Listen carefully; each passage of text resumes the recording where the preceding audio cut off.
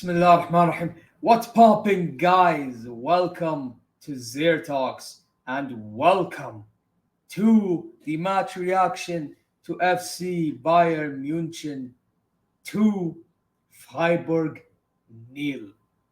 And listen, I'm not gonna lie, I am absolutely happy that we got the W, especially in a special occasion of a specific legend, which we will talk about.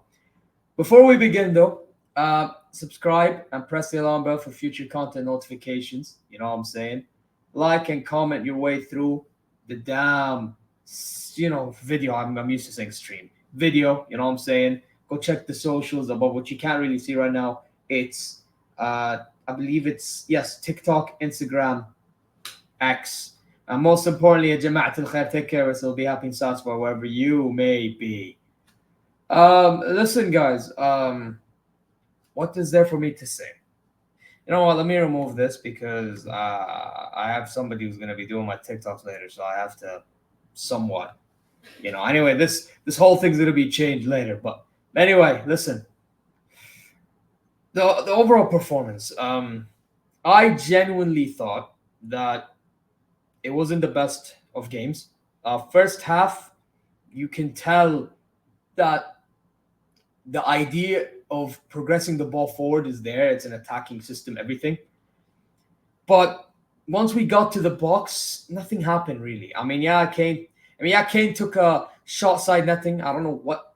Why did he do that anyway? I don't know. There were moments where there were crosses being made into the box from Gnabry. Nobody's there. Like even Musiala's one block. But I'll give Freiburg credit. They're defending, and I already knew it was going to happen. Their defending was going to be absolutely unbelievable. And they showed their class. Their class in defending was unbelievable that first half. Absolutely they gave us no breathing room. Genuinely, they gave us no breathing room. And I was hoping Kane would be in the box. He was not in the box. Not only was he not in the box, he didn't perform well as a whole. Even when he dropped deep, his passes were off. He'd make odd decisions and he'd lose the ball. Not good enough for his standards, to be honest. I actually think he needs to work on himself to be better than this. It's just pathetic. But I will, again, credit to him. Won the penalty. Not going to lie, fortunate that we did, but credit. And the fact that he took the penalty and finished it off 1-0, credit goes to him. I thought also in the first half, Olise, an attacking midfield, looked very interesting. Way better than he did in the opening game, I will admit. That guy in the opening game was average. But this game, I thought was the best player of the half. Like he was actually giving in nice balls, linking up very well with everybody. Brilliant. You know what I'm saying? Gnabry. Listen, I was not impressed with Gnabry today, man. Gnabry, I didn't like the fact that his decisions were poor at times. And then as well, there was a moment Musiala is gliding past a few players and then he passes the ball to Gnabry on the right and he just doesn't receive it. I'm like, bro, why are you overrunning? Calm down. Calma. See, that's part of the decision making. You ran. Why did you overrun? Calma, time your movement. Musiala gives you the ball, you do the rest. He didn't do that. And it was just annoying because that could have been a chance created there, but it is what it is. I thought Matisse Tell got absolutely targeted by the defense. Whenever he got the ball, they knew that he had some quality in him that they didn't give him breathing room. That guy got obliterated every time. Even imagine before a shot, this guy would absolutely get marked by 3 guys. Freiburg were studying Bayern very well, I have to say. And then midfield, Pavlovic. I like the fact that he wins the ball. I like the fact that he progresses as well, but I will address him in a sec. Who was next to him? Musiala. I thought Musiala played pretty good, although Musiala can be way better. I think Musiala, as I mentioned earlier, he was actually trying to get past players, and he did to a degree. He did pass the ball also to a degree. See, Musiala, he can make good decisions with his technical ability, which is something I really appreciate, So, fair play to Musiala in that regard. But then comes the defense. I actually didn't think they played too bad. Kimmich, was pretty good in the first half playing right back. Uh, Upamecano and Kim Min-jae, or I mean, I know people think I'm going to call him Kim Min-jackass. I mean, today, no, I will not call him Kim Min-jackass. Today, they performed okay, pretty good. Although Upamecano had an unfortunate moment where he side tackles the ball, and it's like a clearance, right? Like he's trying to win the ball desperately, so he slides to clear it, and it hits Pavlovic's belly, and then Freiburg has a chance. They could have scored, but they didn't. This was in the second half. But I have to note that I had to note that out because, to be honest, yeah, it's one of them things where people are gonna look at it. Oh, Upamecano bozo woman again. You know, Steve put it perfectly. Upamecano just has this aura about him of like just having a bozo moment, even if it's not his fault. It just is what it is, bro. I don't know what to tell you, but that was not his fault. But again, I don't trust him nor Kim Min-jae as a partnership in the coming games. I have to address that from right now. Yes, they perform pretty good, but I do not trust it in future games. So I would still rather Dyer next to Kim Min-jae, at least for now. And in January, I would rather they sign a center back. Hope you guys know from now.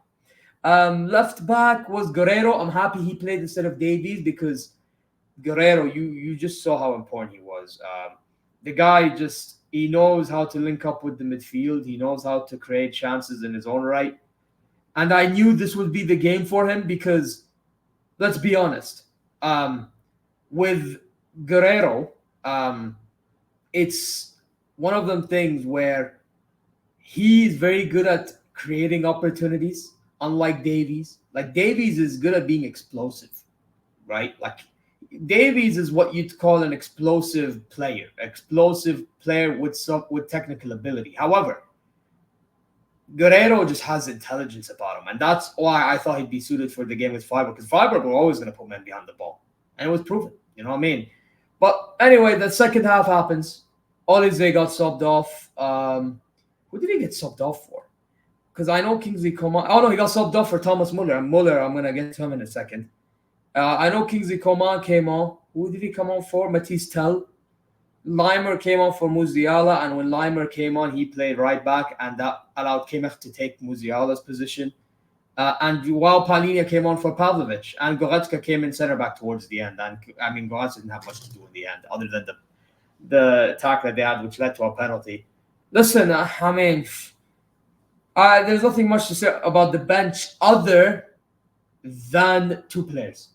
One, Palhinha, who I didn't think did too bad. However, is and he gave away a penalty, which is very unfortunate because he tried to, put his arm behind his back, and by the time that happened, or by the time he's halfway through, I should say, the ball got shot on his hand or in his arm. So it was a penalty, and it is what it is. I wouldn't have given it a penalty, to be honest, because to be honest, it is still within the natural contact. But whatever. And he missed that player. Who's that player that missed the penalty? By the way, that guy, he needs to get slapped. Who's this guy that missed the pen? Lucas Holler. What position does this guy play?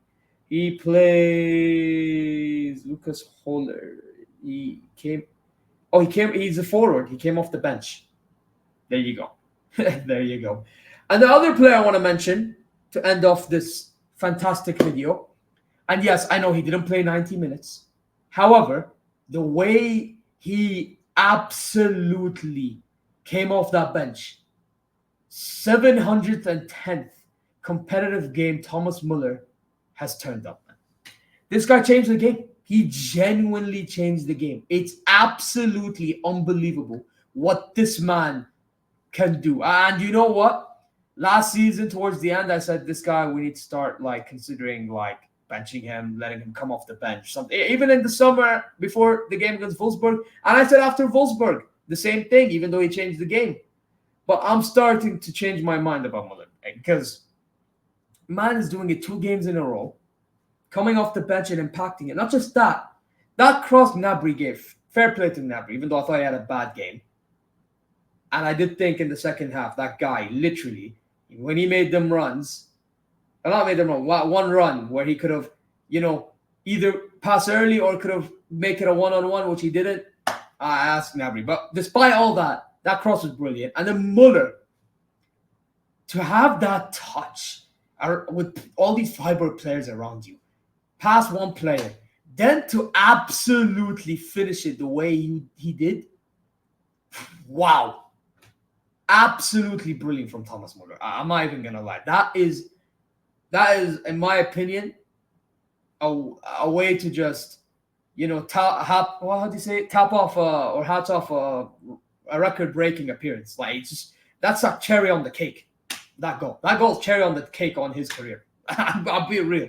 That's brilliant. So, yeah, man, if there's a guy that deserves man of the match today, with all the circumstances and the way he scored that goal, the way he changed the overall game, it's Thomas Muller, man. I don't care if he didn't play 90 minutes.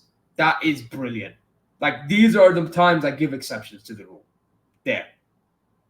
But yeah, let me know what you guys think in the comment section down below. And by the way, one more thing. Company, start Palhinha more. Because, to be honest, I know you wanted to go all out attack today because of what Freiburg were going to do, and I get it. But we need to start playing Palhinha, because once we play an opposition that will, hit us on the transitions, we're screwed. So we need Palhinha and Kimmich next to each other. That's just me. Or Palhinha and Pavlovic and Kimmich right back. Whatever Kimmich agrees, do act accordingly. But yeah, that's my thoughts. And again, let me know what your thoughts are in the comments below to what I just said and what I've said the entire video. Listen, I'm going to end it here. And Bala, this is going to be the last time you see this, because I'm going to change it. Just letting you know from now. Subscribe and press the alarm bell for future content notifications. Like and comment your way through. Go check the socials. TikTok, which is blocked right now because it's dark here.